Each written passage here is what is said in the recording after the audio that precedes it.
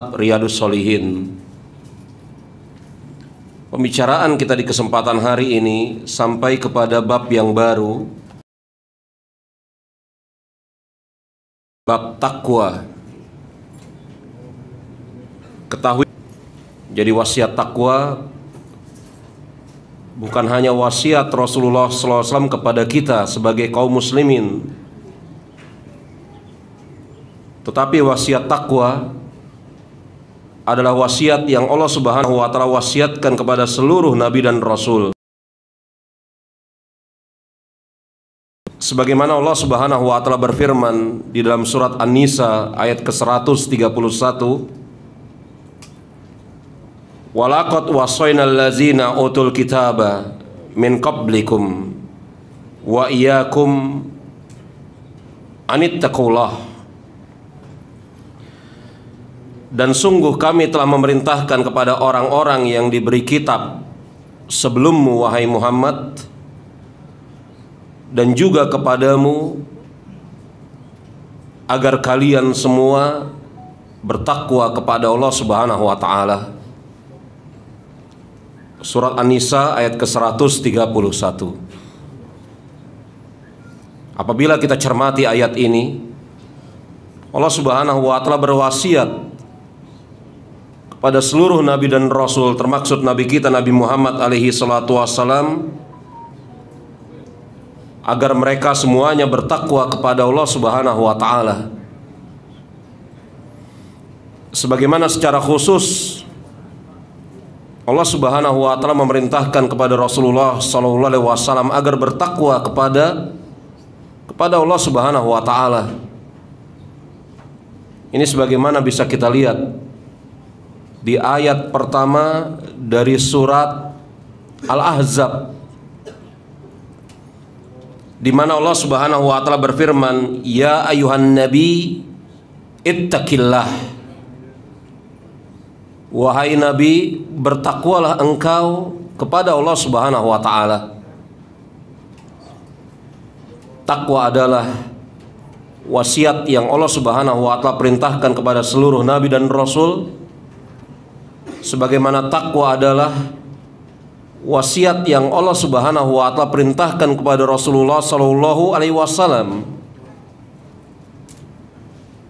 Dan Rasul kita pun memerintahkan kepada umatnya untuk bertakwa,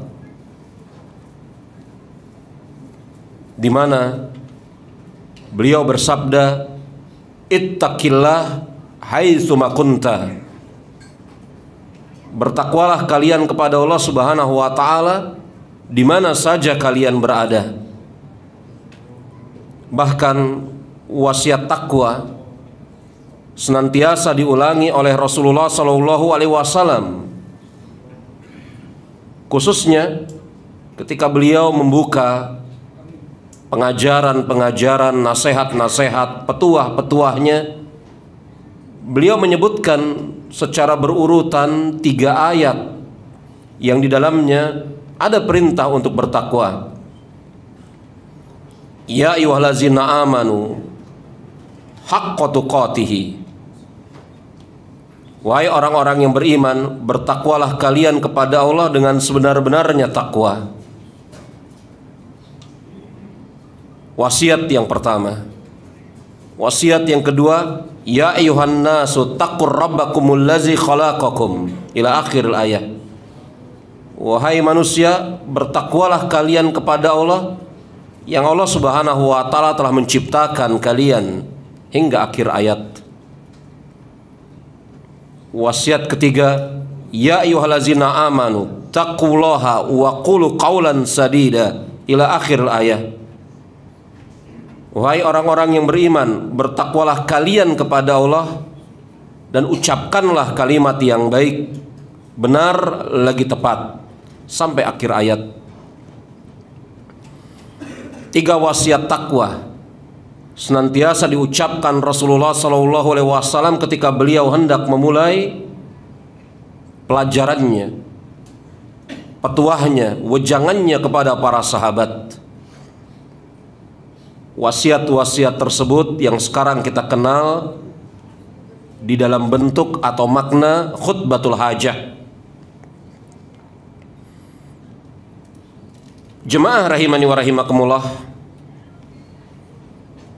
ini menunjukkan kepada kita betapa pentingnya takwa,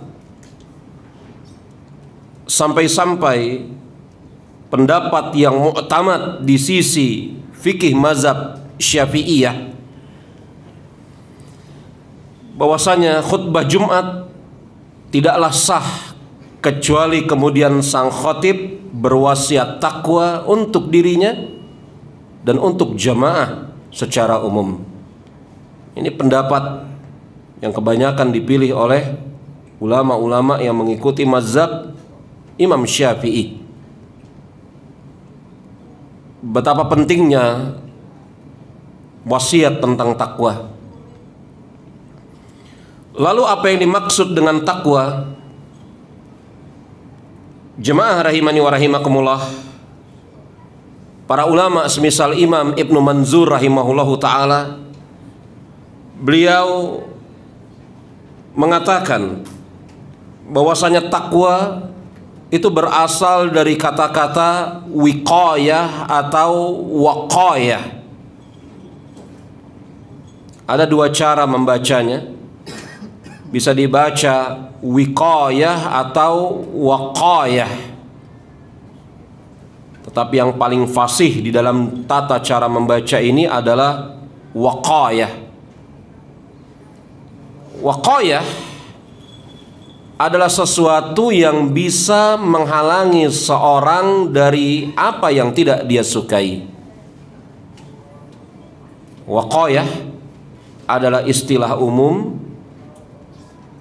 yang menunjukkan ada sesuatu yang menghalangi antara diri seorang hamba dengan apa yang tidak dia sukai. Maka kalau kemudian hamba tersebut tidak menyukai panas dan dia berlindung dari cahaya panas matahari dengan mempergunakan payung, maka payung pada saat itu sah dan boleh diistilahkan sebagai al-waqayah atau al-wiqayah secara bahasa, karena dia menjadikan payung tersebut sebagai suatu sarana yang melindungi antara dia dengan sesuatu yang tidak dia sukai, yakni panasnya cahaya matahari. Itu makna takwa yang berasal dari kata al-waqayah atau al-wiqayah menurut Imam Ibnu Manzur dalam Lisanul Arab. Lalu apa makna takwa secara istilah? Ada berbagai macam definisi takwa secara istilah.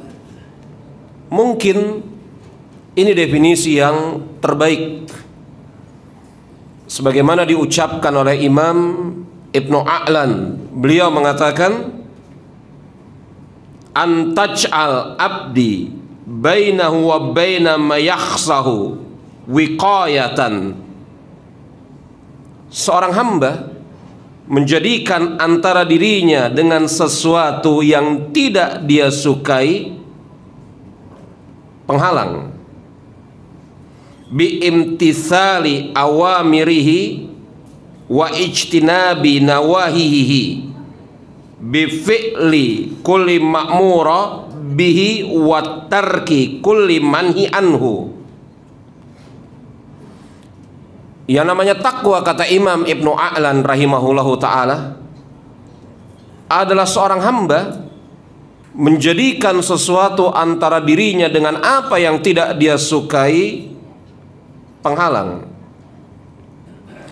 Yang penghalang tersebut dapat berupa mengerjakan perintah-perintah Allah Subhanahu wa ta'ala dan meninggalkan larangan-larangan Allah Subhanahu wa ta'ala, dengan melakukan segala yang diperintahkan dan meninggalkan segala yang dilarang. bihasbi taqati, dan dia mengerjakannya dengan bersengaja. Ini definisi yang Allahu a'lam bissawab bagus sekali dari Imam Ibnu A'lan, bahwasannya yang dimaksud takwa adalah seseorang mengerjakan amal soleh atau meninggalkan keburukan-keburukan yang dengan sebab itu akan terhalangi dia dari segala sesuatu yang tidak dia sukai atas izin Allah Subhanahu wa taala, dan sudah barang tentu mengerjakannya memang dengan bersengaja. Definisi Imam Ibnu A'lan rahimahullahu taala, khususnya di dalam ucapan terakhir beliau, dia mengerjakannya memang dengan bersengaja, itu tampaknya diambil atau terilhami dari ucapan seorang tabi'in atau tabi'ut tabi'in yang bernama Talq bin Habib atau Talq bin Ali. Ketika terjadi fitnah yang sedemikian dahsyat pada masa tersebut, muncul berbagai macam sekte-sekte di dalam agama Islam, sekte Khawarij, Mu'tazilah, Syiah, dan yang lainnya. Maka murid-muridnya Talq bin Ali mendatangi beliau sambil bertanya tentang suatu pertanyaan. Apa hal yang bisa menyelamatkan kami dari berbagai macam fitnah ini? Hal apa yang bisa menyelamatkan kami dari berbagai macam fitnah ini? Fitnah syubhat, pemikiran-pemikiran sekte-sekte yang menyimpang dari jalan Islam. Apa yang bisa menyelamatkan kami dari hal-hal ini? Kata Talq bin Ali, hendaklah kalian bertakwa. Lalu murid-muridnya mengatakan, lalu apa yang dimaksud dengan takwa? Hendaklah kalian bertakwa. Lalu murid-muridnya bertanya, lalu apa yang dimaksud dengan takwa? Kemudian Talq bin Ali menyebutkan suatu kalimat yang beliau mengatakan bahwasanya yang dimaksud takwa adalah anta'mal bi ta'atillahi ala nuri minallahi tarju thawabillahi. Takwa adalah engkau beramal karena Allah Subhanahu wa taala. Jadi memang dia sengaja mengerjakan perintah dan meninggalkan larangan karena Allah Subhanahu wa taala. Karena terkadang ada sebagian orang mengerjakan perintah dengan sebab ikut-ikutan. Terkadang sebagian orang meninggalkan larangan dengan sebab tidak enak kepada sesama manusia. Kalau ada orang yang mengerjakan perintah dengan sebab ikut-ikutan atau meninggalkan larangan dengan sebab karena tidak enak dengan manusia, maka dia belum sampai kepada derajat muttaqin, orang yang bertakwa.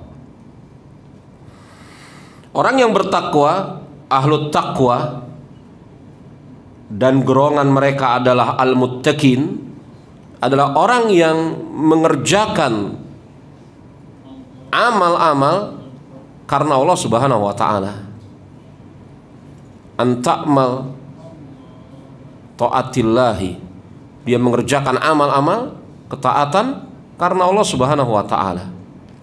Ala nuri minallahi, di atas petunjuk dari Allah Subhanahu wa taala.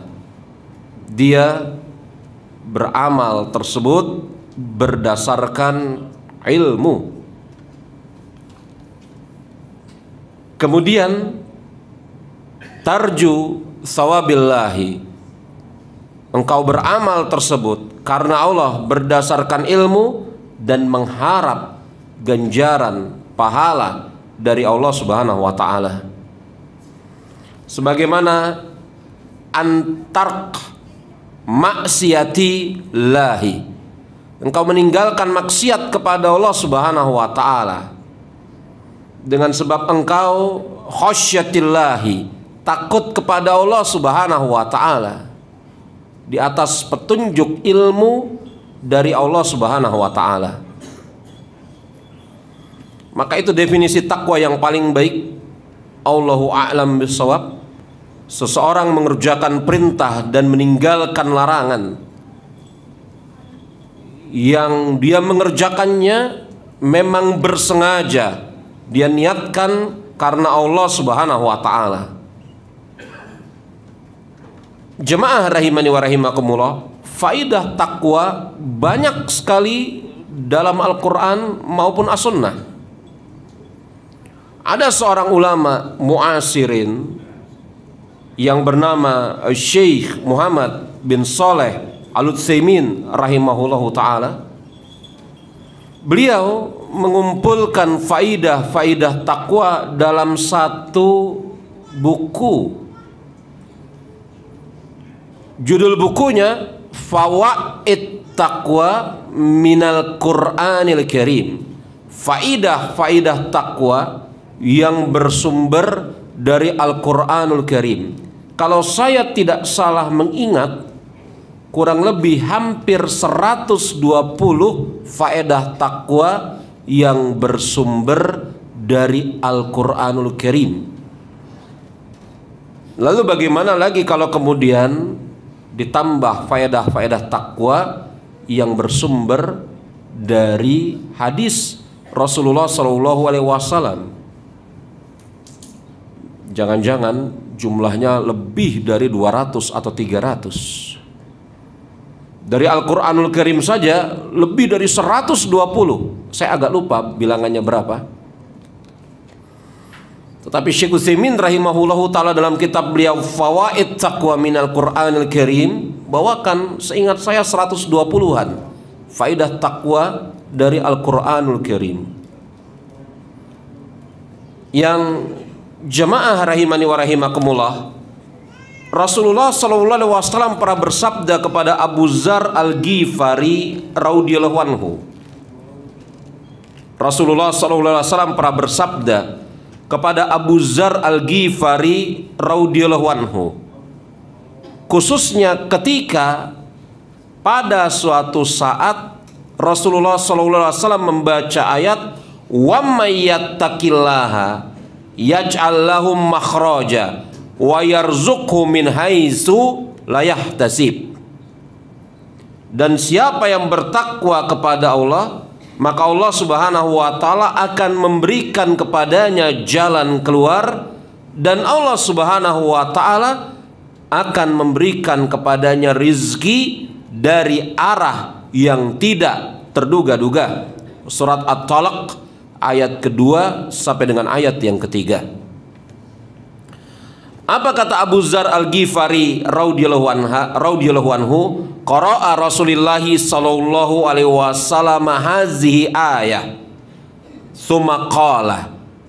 Pada suatu hari Rasulullah sallallahu alaihi wasallam membaca ayat ini, kemudian beliau berkata kepada diriku, ya Abu Dzar, lau annan nasa kulluhum akhzu biha lakafathum.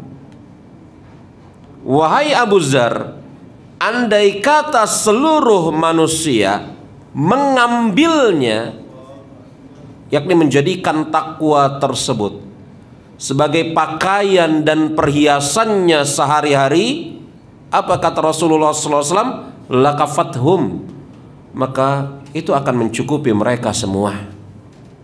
Hadis riwayat Imam Ahmad.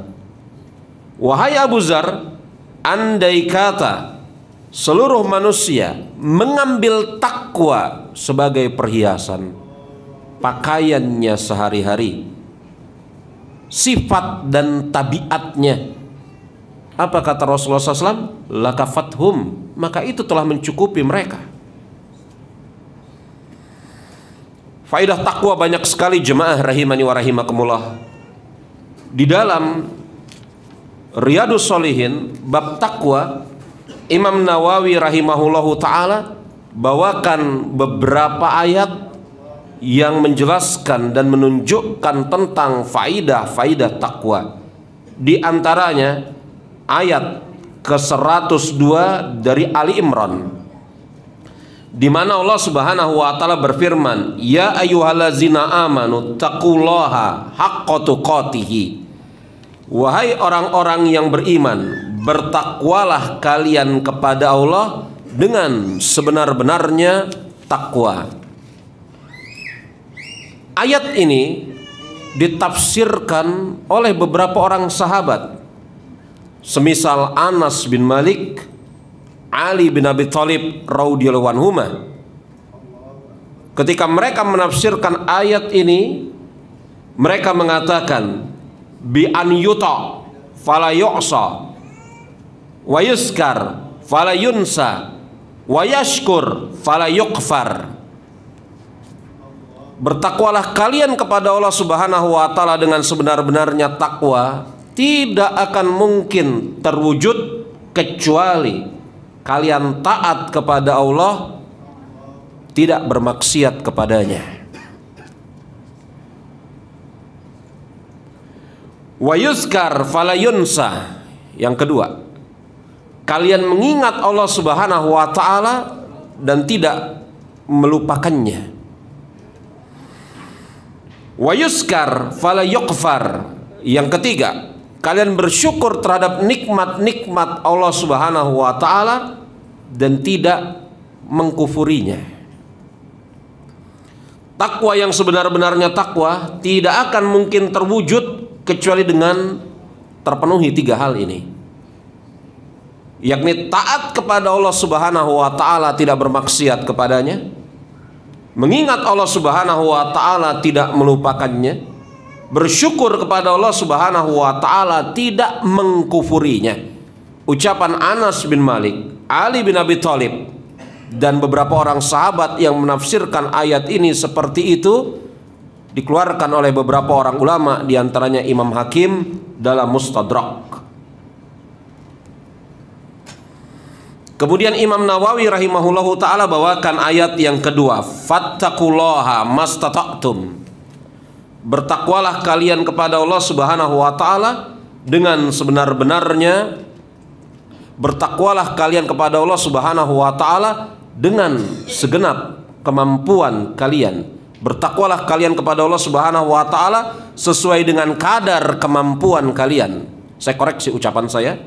Bertakwalah kalian kepada Allah Subhanahu wa ta'ala sesuai dengan kesanggupan kalian. Sebagian ulama ada yang menganggap bahwasanya ayat fattaqillah mastata'tum itu menghapus ayat haqqa tuqatih. Karena seseorang tidak akan mungkin bisa sampai kepada derajat bertakwa dengan sebenar-benarnya. Siapa hamba yang tidak pernah melakukan kemaksiatan?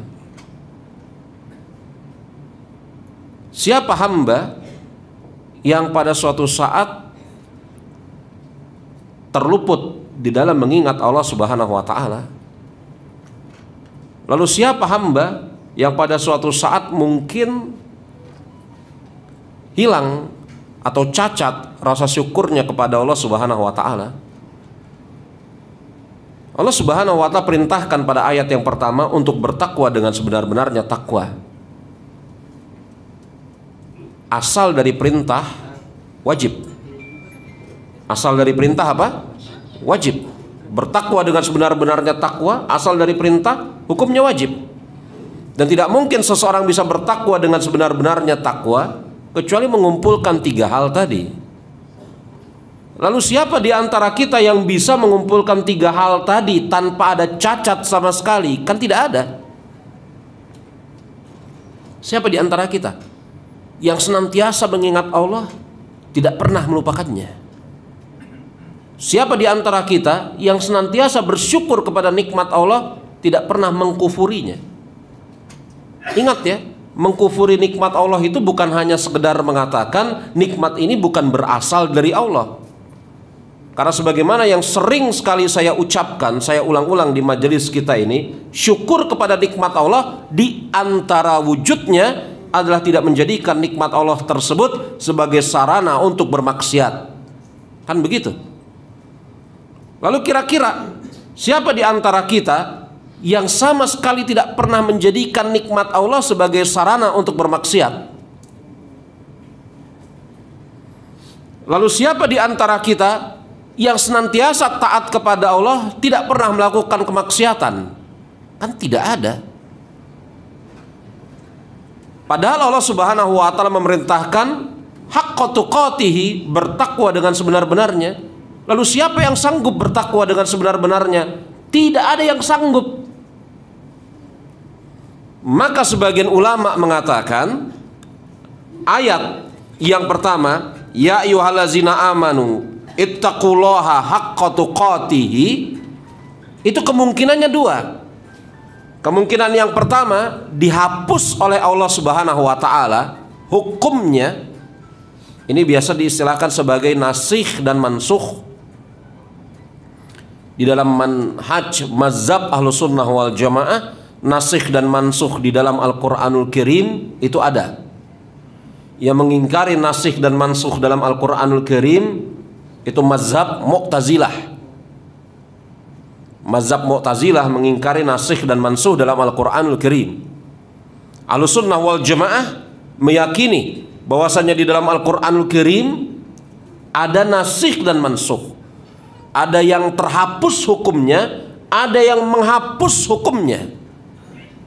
Ada yang terhapus hukumnya dan kalamnya, ayatnya tetap ada dalam Al-Quran. Ada yang terhapus hukumnya, sekaligus Allah Subhanahu wa taala angkat ayat tersebut sehingga tidak ada dalam Al-Quran pada hari ini. Ini pembicaraan lain ya, ini pembicaraan ulumul Quran. Iya. Tapi Ahlussunnah wal Jamaah secara global mereka meyakini adanya nasikh dan mansukh. Maka ketika tidak ada seorang pun yang bisa mencapai derajat takwa dengan sebenar-benarnya, Rabb Azza wa Jalla yang maha pemurah lagi maha penyayang memerintahkan kepada seorang hamba, fattaqillaha mastata'tum, bertakwalah kalian kepada Allah sesuai dengan kadar kemampuan kalian. Dan sebenarnya jemaah, kita ini tidak akan pernah bisa mengetahui kadar kemampuan kita seperti apa atau sampai batas mana kecuali kita kerahkan segenap daya upaya kita. Mungkinkah kita bisa mengetahui kadar kemampuan kita itu puncaknya sampai di mana kalau kita tidak pernah mengerahkan segenap daya upaya kita?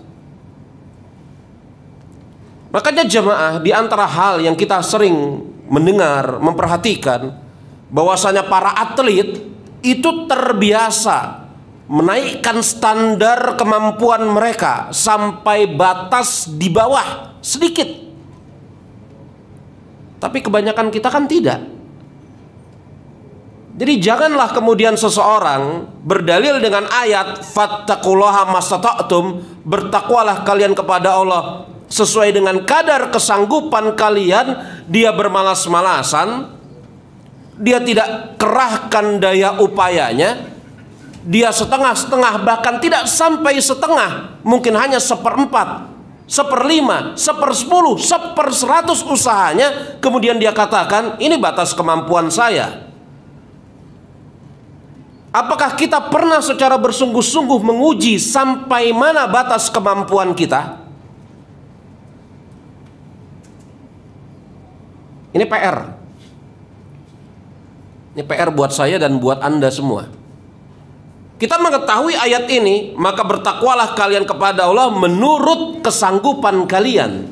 Sebagian orang-orang ada yang berdalih dengan ayat ini dan mengatakan ini batas kesanggupan saya. Padahal lafadznya menurut kesanggupanmu.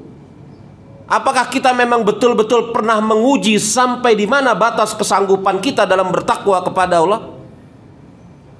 Kalau kemudian jawabannya ternyata belum pernah, maka jangan kita katakan ini adalah batas kesanggupan saya. Lebih baik kita katakan inilah yang mau saya kerjakan. Apakah di antara kita ada yang pernah betul-betul menguji itu batas kesanggupan kita?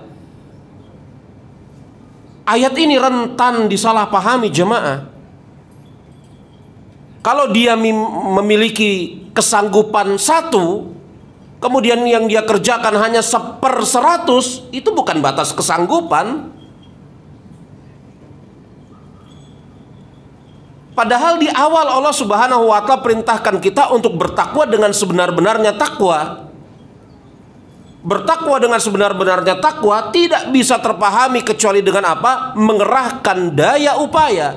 Tetapi memang betul seorang hamba tidak akan mungkin bisa 100% mengingat Allah, 100% taat, 100% bersyukur. Maka Allah Subhanahu wa Ta'ala turunkan kadarnya sampai batas kesanggupan kalian. Dan kesanggupan manusia sudah barang tentu berbeda antara satu dengan yang lain. Tetapi batas kesanggupan kita, sekali lagi, apakah pernah kita uji sampai titik maksimal? Anda sebagiannya mungkin senang bersepeda. Pernah menguji kemampuan Anda bersepeda? Pernah. Sampai kapan? Sampai nggak bisa lagi kaki itu diajak untuk mengayuh. Nah, itu batas kesanggupan maksimal, betul? Pernah mencoba bersepeda? Kalau jawabannya pernah, sampai mana batas kesanggupan kita bersepeda? Sampai kaki itu sudah tidak lagi sanggup dipakai untuk mengayuh. Sebagian di antara kita senang jogging, jalan cepat. Sampai di mana batas kesanggupan kita jogging? Sampai kemudian mungkin suatu saat ketika kita jogging sudah ngos-ngosan, kemudian berputar-putar pohon yang ada di depan kita. Maka jangan diterjang, berhenti sampai di situ. Kita turunkan, itulah titik batas kesanggupan kita. Kalau kita terjang, kita menzolimi diri kita. Permasalahan serius, apakah betul-betul kita pernah menguji sampai di mana batas kesanggupan kita? Maka janganlah kemudian kita serampangan di dalam berdalih, bukan berdalil. Inilah batas kesanggupan saya, padahal kalau dia tingkatkan dia masih bisa. Kalau dia tingkatkan dia masih bisa. Kalau dia tingkatkan dia masih bisa. Kalau dia tingkatkan sudah tidak bisa, maka di bawah itulah batas kesanggupannya. Dan yang menakjubkan dari manusia, jemaah rahimani wa rahimakumullah, kita itu sebenarnya bisa terus mengupgrade batas kesanggupan kita. Bisa. Sampai kepada titik-titik di mana betul-betul tidak terbayang lagi. Makanya Anda jangan heran ketika orang-orang yang kemudian memang terbiasa menguji batas kesanggupan mereka, maka ada seorang sahabat yang tidak terkapar kecuali setelah menerima 70 sabetan pedang. Karena mereka memang terbiasa menguji batas kesanggupan mereka. Tidak terkapar kecuali setelah menerima sabetan pedang yang ke-70. Adapun mungkin kita luka sedikit mengeluhnya berkepanjangan. Karena kita tidak terbiasa menguji batas kesanggupan kita. Maka lafaz fattaqillahi mastata'tum ini ayat yang benar dari Al-Qur'anul Karim, tetapi sayang sekali dan betapa banyak kita jumpai ayat ini dijadikan dalih atas orang-orang yang memang suka bermalas-malasan. Inilah batas kesanggupan saya. Saya nggak sanggup, ya udah begini. Allah Maha Pengampun, Maha Penyayang. Betul, tidak salah. Tetapi pertanyaan seriusnya, apakah memang betul-betul kita pernah menguji sampai di mana kesanggupan kita?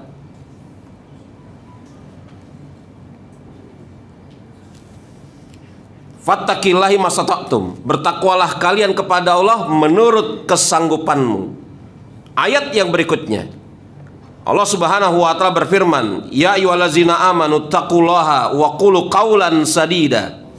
Wahai orang-orang yang beriman, bertakwalah kalian kepada Allah dan ucapkanlah ucapan yang tepat.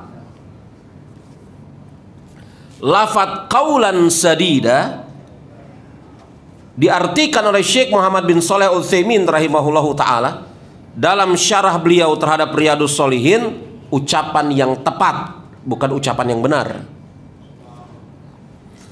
Karena ucapan yang tepat di dalamnya mengandung dua hal. Yang pertama, benar ucapannya. Yang kedua, benar penempatannya. Karena terkadang ucapannya benar, tetapi tidak benar penempatannya. Tidak benar apa? Penempatannya. Mengucapkan kalimat-kalimat yang benar, tetapi tidak pada tempat yang benar. Mengucapkan kalimat-kalimat yang hak, tetapi tidak dengan cara dan di tempat yang benar.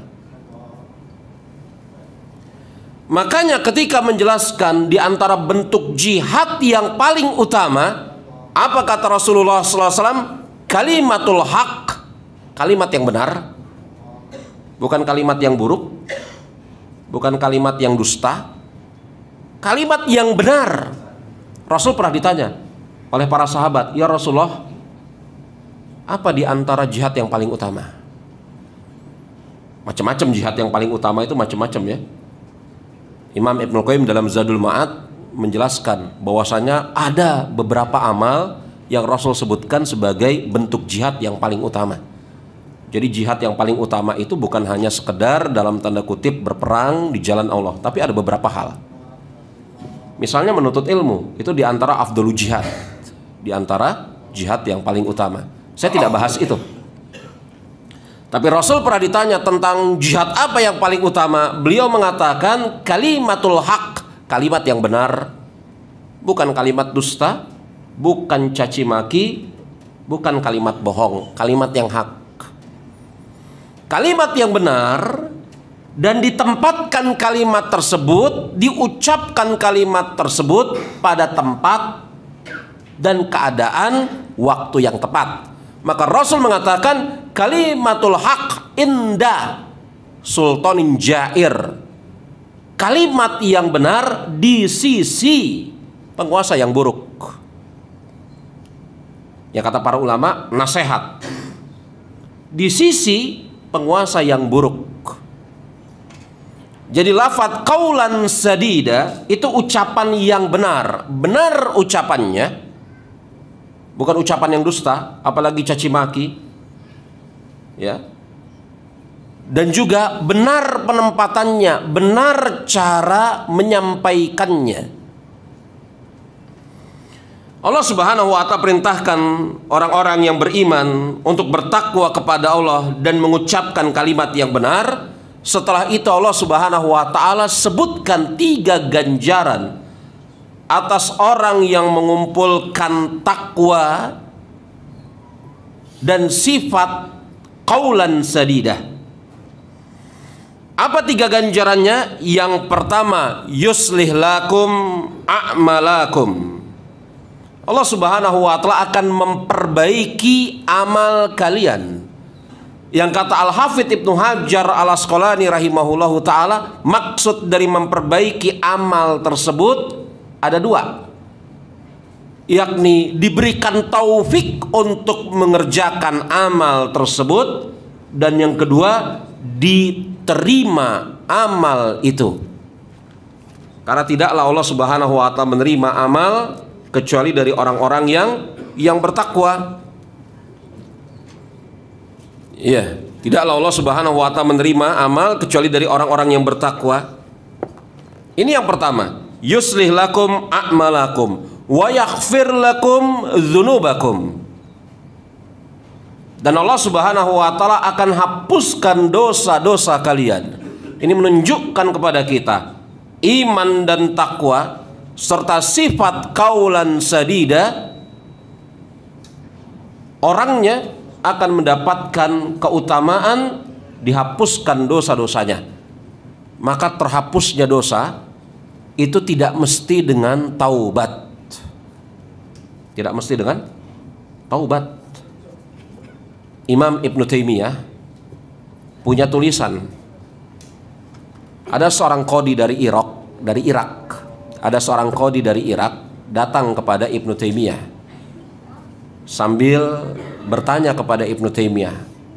Kira-kira pertanyaannya kayak ginilah kalau pakai bahasa keseharian. Tolong dong tulisin hal-hal yang dengan sebab itu menjadikan dosa-dosa seorang hamba dihapuskan oleh Allah Subhanahu wa taala. Jadi Syekhul Islam Ibnu Taimiyah ini sering sekali kemudian didatangi oleh orang-orang, dan orang-orang ini meminta kepada Ibnu Taimiyah untuk berwasiat dan menuliskan sesuatu yang wasiat atau tulisan tersebut akan mereka bawa ke negeri mereka setelah mereka pulang. Akidah wasitiyah kan begitu, permintaan qadhi wasit. Tadmuriyah juga begitu, permintaan qadhi dari Tadmur.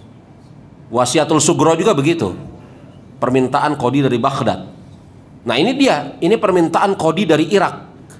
Tolong dong ditulisin hal-hal yang bisa dengan sebab itu menghapuskan dosa-dosa seorang hamba. Maka Ibnu Taimiyah tulis tulisannya, kemudian di penghujung hari diberi judul Tuhfatul Iraqiyah, hadiah bagi orang-orang Irak. Jadi kata Ibnu Taimiyah Syekhul Islam dalam Tuhfatul Iraqiyah, dosa itu bisa terhapuskan bukan semata-mata hanya dengan sholat taubat atau taubat. Bahkan seseorang yang beriman, bertakwa, dan memiliki sifat qaulan sadida, apa kata Allah Subhanahu wa taala? Yaghfir lakum dzunubakum. Allah Subhanahu wa taala akan hapuskan dosa-dosanya. Dan di sana banyak ayat-ayat dan hadis-hadis yang menunjukkan perkara ini. Misalnya al-hasanat yuzhibna sayyi'at. Kebaikan-kebaikan akan menghapuskan kesalahan-kesalahan. Iya. Maka tidaklah satu-satunya cara agar seorang terhapuskan dosa hanya dengan taubat atau salat taubat. Itu hanya satu cara dari sekian banyak cara. Adapun yang ketiga, wa may yuti'illah wa rasulahu faqad faza fauzan azima. Siapa yang taat kepada Allah dan Rasulnya, maka sungguh dia akan mendapatkan kemenangan yang sangat besar. Fauzan azima, ini kata para ulama, adalah sifat dari surga itu sendiri. Yakni orang yang bertakwa kepada Allah, beriman kepadanya, dan memiliki sifat qaulan sadida, maka akan dimasukkan oleh Allah Subhanahu wa taala ke dalam surga yang sangat besar. Karena surga di dalam Al-Quran itu diistilahkan dengan faqad faz, ya kan? Siapa yang kemudian mengerjakan amal soleh, itulah yahtasib, dia akan membukakan jalan keluar baginya, dan dia akan memberikan rezeki dari arah yang tidak terduga-duga. Inilah ayat yang tadi telah kita bacakan, dan kemudian kita sebutkan ucapan Rasulullah SAW kepada Abu Dzar Al-Ghifari. Maka seorang ulama yang bernama Syekh Dr. Fadl Ilahi, Fadl Ilahi ini adiknya Ihsan Ilahi Zahir rahimahullahu ta'ala.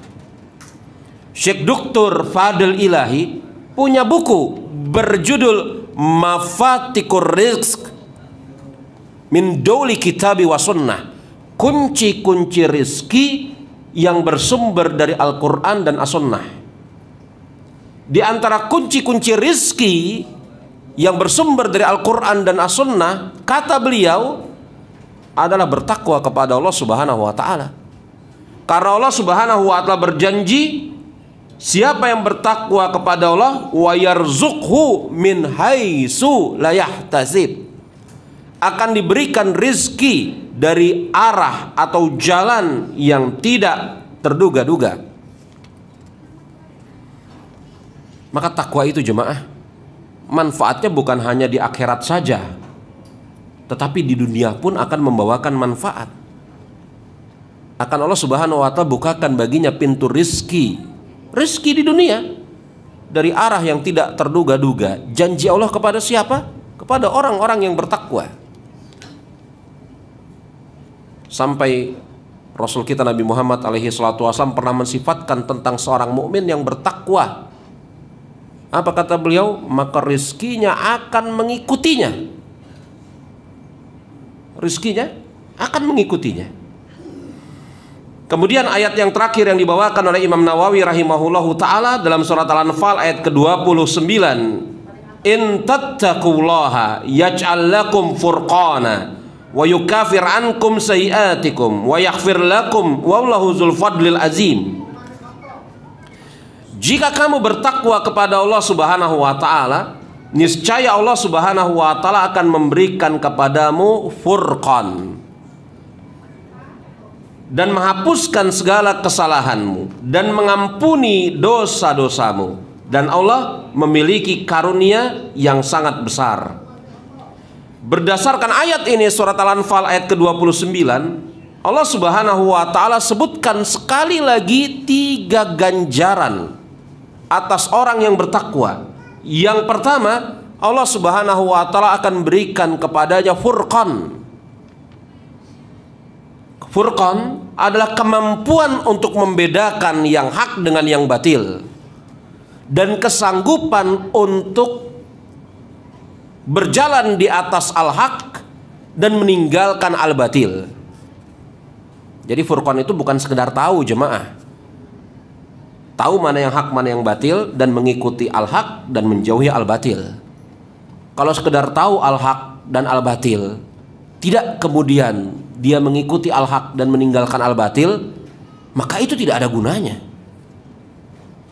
Dan tidaklah kata furqan melainkan dalam konotasi atau ucapan yang bermakna pujian positif.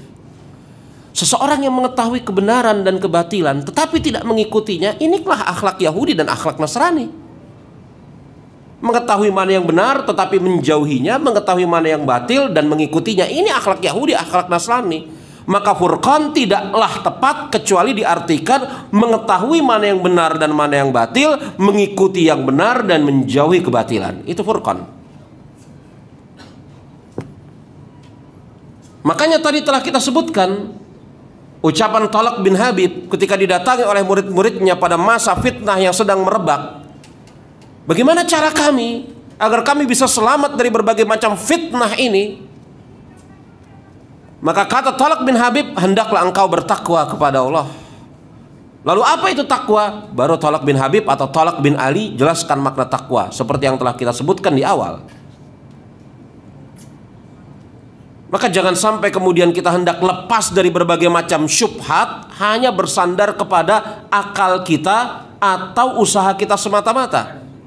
Kalau kita hendak lepas dari syubhat, kebingungan, ini masa-masa yang terkadang membingungkan kita. Ada yang mengatakan A, ada yang mengatakan B, ada yang mengatakan C, D, dan seterusnya.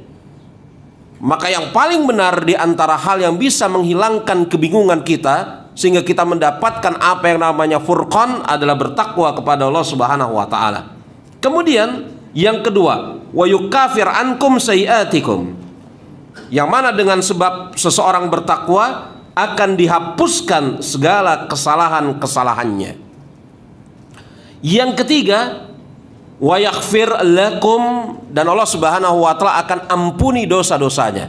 Kata para ulama, kesalahan dan dosa, kesalahan dikerjakan tanpa sengaja, dosa dilakukan dalam keadaan sengaja dan mengetahui. Itu bedanya. Kalau kemudian ucapan sayi'ah dan zunub digabungkan, sayi'ah kesalahan, zunub dosa, maka kesalahan adalah perbuatan yang dilakukan tanpa sengaja, nggak sengaja dia. Sedangkan dosa adalah perbuatan yang dia kerjakan dengan sengaja dan dia sadar bahwasanya perbuatan itu keliru, salah. Kalau disebutkan secara bersamaan. Tetapi kalau disebutkan terpisah, sayi'ah dengan zunub itu saling mewakili. Atas seseorang yang bertakwa, Allah Subhanahu wa taala hapuskan kesalahan-kesalahan yang dia kerjakan tanpa sengaja, tanpa dia sadari, dan dia, yakni Allah Subhanahu wa taala hapuskan dosa-dosa yang dia lakukan, yang hamba tersebut lakukan. Ini 3 faidah dari takwa berdasarkan Al-Anfal ayat ke-29 ini. Kemudian Imam Nawawi rahimahullahu taala mengatakan, wal ayat fil bab kasiratun maklumatun. Ayat dalam bab ini yang menjelaskan tentang faidah-faidah takwa itu sungguh sangat banyak sekali dan telah dimaklumi. Yang Imam Nawawi tadi bawakan hanya beberapa saja. Yang tadi saya isyaratkan dari ucapan Syekh Utsaimin ada 120 lebih. Allahu a'lam bissawab. Baik jemaah, ini yang kita bahas pada kesempatan hari ini. Mungkin ada pertanyaan yang hendak ditanyakan, saya persilahkan. Silahkan Pak. Waalaikumsalam warahmatullahi wabarakatuh. Sebentar Pak, sebentar. Ada pengeras suara? Iya.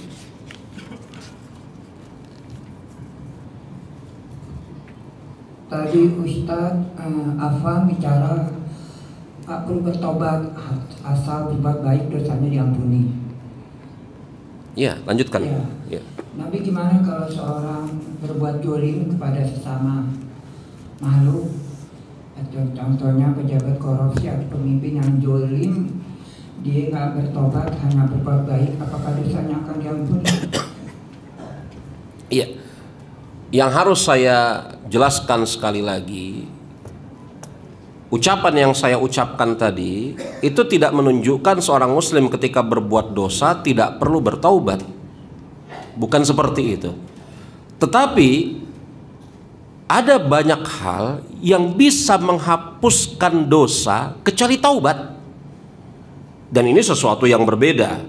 Saya tidak katakan bahwasanya seseorang yang berdosa tidak perlu bertaubat, cukup kerjakan perbuatan-perbuatan yang baik saja.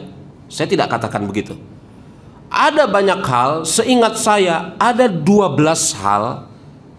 Seingat saya dalam tulisan Imam Ibnu Taimiyah Tuhfatul Iraqiyah tadi, ada 12 hal yang apabila dikerjakan oleh seorang muslim itu bisa menghapuskan dosa-dosanya.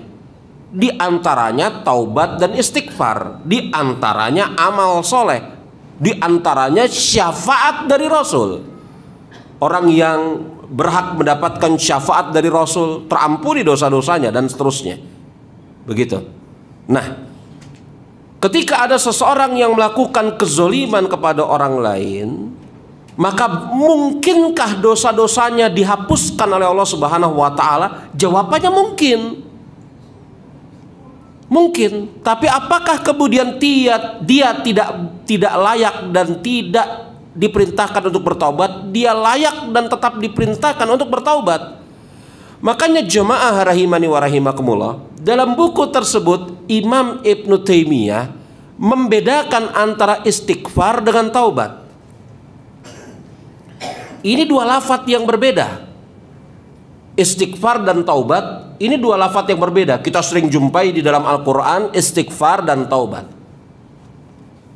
Ya, kata Ibnu Taimiyah Syekhul Islam, taubat itu adalah perbuatan menyesal dari mengerjakan suatu dosa dan meninggalkan dosa itu.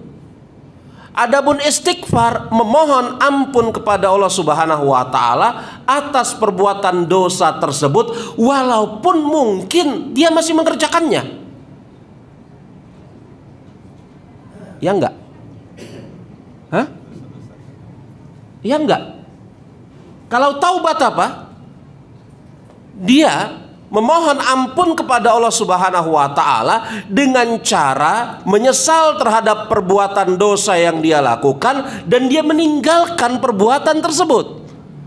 Adapun istighfar, dia memohon ampun kepada Allah Subhanahu wa taala atas perbuatan dosa yang dia kerjakan dan sangat mungkin dia masih mengerjakan perbuatan dosa itu. Maka betapa banyak orang yang beristighfar, memohon ampun kepada Allah, tetapi masih melakukan perbuatan dosa itu. Dan ini juga tidak mengapa sebenarnya.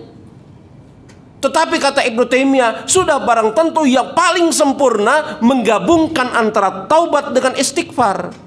Makanya ada dua lafaz, satu taubat, satu istighfar. Istighfar mohon ampun, bisa jadi dia masih mengerjakannya. Adapun taubat, dia memohon ampun kepada Allah dengan meninggalkan perbuatan tersebut. Lihat ini. Maka ketika seseorang melakukan perbuatan zalim, misalnya dengan mengambil hak orang lain yang bukan haknya, begitu, maka dia telah melakukan perbuatan dosa yang dia wajib beristighfar kepada Allah, wajib bertaubat kepada Allah. Tetapi apakah ada kemungkinan dosanya dihapuskan oleh Allah? Jawabannya mungkin. Bukankah di sana ada hadis bitokoh? Hadis bitokoh itu kan menunjukkan bahwasanya orang ini melakukan kemaksiatan yang sangat banyak, 99 catatan amal keburukan, yang satu catatan amal keburukannya kata Rasulullah muddul basar, sejauh mata memandang.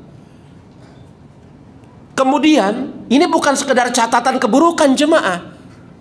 Kalau catatan keburukan tetapi tidak memiliki konsekuensi, catatan keburukan tetapi keburukannya telah hilang, maka ketika ditimbang kan tidak berat. Hadis bitokoh maklum ya.